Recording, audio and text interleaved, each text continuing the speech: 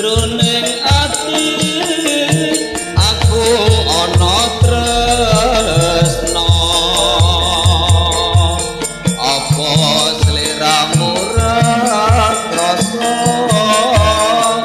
yen kangenku tanpa upama tanggal 11 sasi gawe kangen rasane atiku yen bengi ra bisa turu tansah kelingan sliramu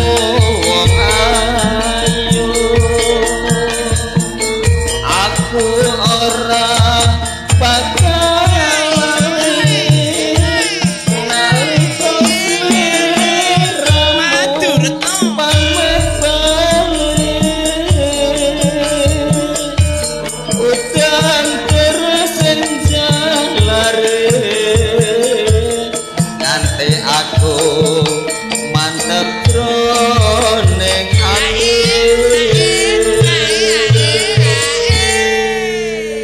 tinggal sekarang pring kuning dadi saksi